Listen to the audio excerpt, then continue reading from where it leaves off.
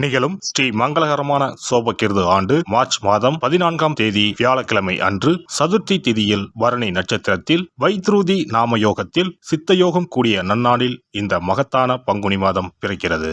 பிறக்கும் இந்த பங்குனி மாதத்தின் கிரக நிலைகளை பார்க்கும்போது மேசத்தில் குரு பகவானுடன் இணைகிறார் சந்திர பகவான். கன்னி ராசியில் கேது பகவானும் மகர ராசியில் செவ்வாய் பகவானும் உள்ளனர். சூரிய பகவான், புதன் பகவான், ராகு பகவான் மீன ராசியில் சஞ்சாரம் செய்கின்றனர். கும்பராசியில் சனி பகவானுடன் சுக்கிரன் உள்ளார். இம்மாத கிரக பெயர்ச்சி என எடுத்துக்கொண்டால் செவ்வாய் பகவான் மகரத்தில் இருந்து கும்பராசிக்கு பெயர்ச்சி அடைகிறார். சுக்கிர பகவான் கும்பத்தில் இருந்து மீனராசிக்கு பெயர்ச்சி அடைகிறார். சந்திர பகவானை பொறுத்தவரை மேசத்தில் ஆரம்பித்து 2.25 நாட்கள் வீதம் 12 ராசிகளை கடந்து ரிஷபத்தில் அமர்ந்து பலன்களை தரப்போகிறார். இம்மாத சிறப்பாக குரு பகவான் நீச நிலையில் இருந்து வக்ர நிலைக்கு மாறுகிறார். இதன் காரணமாக உச்ச பலன்களை அள்ளித் தரப்போகிறார் குரு பகவான். இந்த கிரக அமைப்பினால் உங்கள் வாழ்வில் ஏற்படக்கூடிய சுப மற்றும் அசுப பலன்கள் என்ன என்பதனையும், அசுப பலன் ஏற்படுமாயின் ராசிக்காரர்கள் செய்ய வேண்டிய பரிகாரம் என்ன, வழிபட வேண்டிய தெய்வம், வழிபடும் முறை என்ன என்பதனை பற்றி விரிவாக காண்போம்.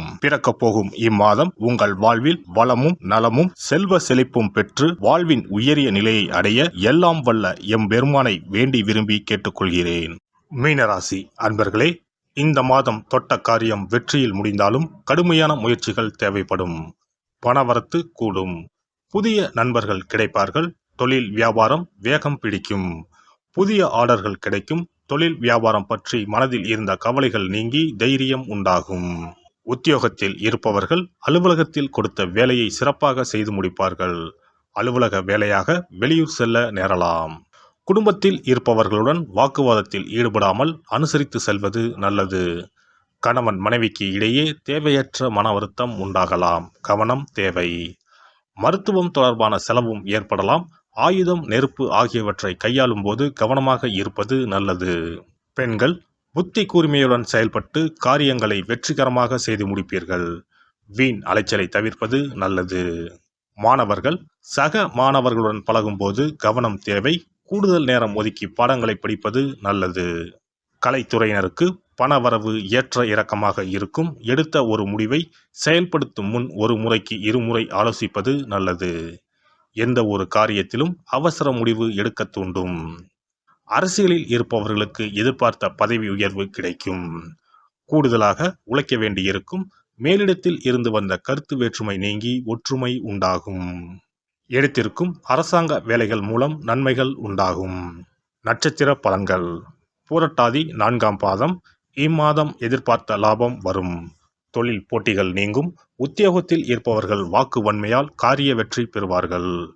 குடும்பத்தில் வீண் விவாதங்களை தவிர்ப்பது நல்லது. கணவன் மனைவிக்கு இடையே திடீர் கருத்து வேற்றுமை ஏற்படலாம். உத்திரட்டாதி. இந்த மாதம் நீண்ட நாட்களாக இருந்து வந்த பிரச்சனைகள் தீரும். பணவரத்து அதிகரிக்கும். கொடுத்த வாக்கை காப்பாற்ற முயல்வீர்கள். உத்தியோகத்தில் இருந்து வந்த மறைமுக எதிர்ப்புகள் விலகும். தொழில் விரிவாக்கம் பற்றிய சிந்தனைகள் அதிகரிக்கும். ரேவதி நட்சத்திரம். இந்த மாதம் நீண்ட நாட்களாக முடிக்க முடியாமல் இருந்த ஒரு காரியத்தை செய்து முடிப்பீர்கள். அரசாங்கம் மூலம் நடக்க வேண்டிய வேலைகள் திருப்திகரமாக நடந்து முடியும். சுபகாரிய நிகழ்ச்சிகள் நடைபெறும். திருமண காரியங்கள் கைகூடும். கணவன் மனைவிக்கு இடையே மகிழ்ச்சி நிலவும். தட்சிணாமூர்த்தியை வியாழக்கிழமையில் நெய் தீபம் ஏற்றி வழிபடுவது வெற்றிக்கு உதவும். கடன் பிரச்சனை குறையும். கல்வியில் வெற்றி கிடைக்கும். அதிர்ஷ்ட கிழமைகள் ஞாயிறு, வியாழன், வெள்ளி. சந்திராஷ்டம தினங்கள் பங்குனி 14, 15 மற்றும் 16. அதிர்ஷ்ட தினங்கள் பங்குனி 7 மற்றும் 8. சிறப்பு பரிகாரம். வாரந்தோறும் செவ்வாய்க்கிழமை அன்று வீட்டில் உள்ள முருகப்பெருமான் படத்தினை துடைத்து சந்தனம், குங்குமம் பொட்டு வைத்து சிகப்பு அரளிப்பூ கொண்டு அலங்காரம் செய்யுங்கள். ஒரு கண்ணாடி டம்ளரில் தண்ணீர் ஊற்றி ஒரு எலுமிச்சை பழம், சிறு வெட்டிவேர் போட்டு முருகன் படத்திற்கு முன் வைத்து விடுங்கள். ஒரு மா இலை எடுத்து காம்பு பகுதி முருகப்பெருமானை பார்த்தவாறு வையுங்கள். அகல் விளக்கில் நெய் தீபம் ஏற்றி மா இலையின் மீது வைக்க வேண்டும். தீபச்சுடர் முருகப்பெருமானை பார்க்கும் வண்ணம் இருக்க வேண்டும். கண்களை மூடி முருகப்பெருமானை மனமாற வேண்டி உங்கள் வேண்டுதல்களை வையுங்கள். பூஜை முடிந்த பிறகு அடுத்த நாள் டம்ளரில் உள்ள எலுமிச்சை பழத்தை உங்கள் வீட்டை சுற்றி திருஷ்டி கழித்து போட்டு விடுங்கள். 6 வாரங்கள் வரை இந்த வெட்டி வேரை மாற்ற தேவையில்லை. இவ்வாறு செய்து வழிபட்டு வர குடும்பத்தில் உள்ள எப்படிப்பட்ட கஷ்டமாக இருந்தாலும் அந்த கஷ்டத்திற்கு தீர்வு கிடைக்கும்.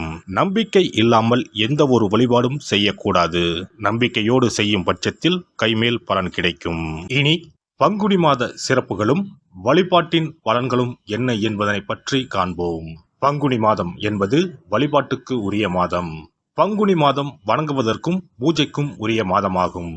ஒவ்வொரு மாதத்திலும் ஒவ்வொரு நட்சத்திரத்திற்கு முக்கியத்துவம் கொடுத்து விழாக்கள் நடத்துவது வழக்கம். ஆனால் பங்குனி உத்திர நட்சத்திரத்திற்கு மற்ற நட்சத்திரங்களை விட அதிக மகத்துவம் உண்டு. தெய்வ திருமணங்கள் அதிகம் நடைபெற்ற மாதம் பங்குனி மாதம். மாதங்களில் 12வது மாதம் பங்குனி, நட்சத்திரங்களில் 12வது நட்சத்திரம் உத்திரம். 12வது மாதமான பங்குனியும் 12வது நட்சத்திரமான உத்திரமும் இணையும் புனித நாள் பங்குனி உத்திரம் என்று கொண்டாடப்படுகிறது. எனவே பங்குனி மாத உத்திரத்தின் சிறப்புகள் அதிகம். பங்குனி உத்திர நாளில் அனைத்து ஆலயங்களிலும் சிறப்பு வழிபாடுகள் நடைபெறும். கிராம கோவில்களில் அக்னி சட்டி ஏந்துதல், பூஜைகள் விமர்சையாக நடைபெறும். எண்ணற்ற ஆலயங்களில் சுவாமி அம்பாள் திருக்கல்யாணம் நடைபெறும். சிலருக்கு கைகூடாமல் திருமணம் தள்ளி போனால் பங்குனி உத்திர நாளில் விரதம் இருந்து இறைவனை வழிபட்டால் வெகு சீக்கிரம் திருமணம் கைகூடும் என்பது ஐதீகம். அதோடு காதலிப்போர் மனதுக்கு பிடித்தவரை கரம் பிடிக்கவும் பங்குனி உத்திர விரதம் இருப்பது மிகுந்த பலனை கொடுக்கும். பங்குனி உத்திரம் கல்யாண விரதம் என்றும் அழைக்கப்படுகிறது. 8 வகையான மகா விரதங்களில் கல்யாண விரதமும் ஒன்று. ஆகவே இந்த நாளில் திருமணம் ஆகாத இளையோர் விரதம் இருந்து தமக்கு நல்ல வரன்கள் கிடைக்க வேண்டும் என்று சிவபெருமானையும் பார்வதி தேவியாரையும் வேண்டுவது நல்ல பலன்களை பெற்றுத்தரும். இத்தினத்தில் மேற்கொள்ளும் விரதம் மிகவும் விசேஷமானது. நீண்ட நாள் ஒற்றுமையுடன் வாழ விரும்பும் தம்பதியர் விரதம் இருந்து சிவனுக்கும் சிவ பார்வதிக்கும் அபிஷேகம் செய்வார்கள். இந்த விரதத்தை முருகனை வேண்டியும் செய்யலாம். அதோடு அன்னதானம், வஸ்திரதானம் செய்வதும் சிறப்பானது. ஜாதக தோஷத்தால் திருமணம் தடைப்பட்டவர்கள் வழிபாடு மேற்கொள்ளவும் சிறந்த நாள் இதுவாகும். செவ்வாய் தோஷம் காரணமாக திருமண தடைகளை சந்திப்பவர்களுக்கு பங்குனி உத்திரத்தன்று முருகனை மனமுருகி வணங்கினால் திருமண தடைகள் நீங்கி திருமணம் சுபமாக முடியும்.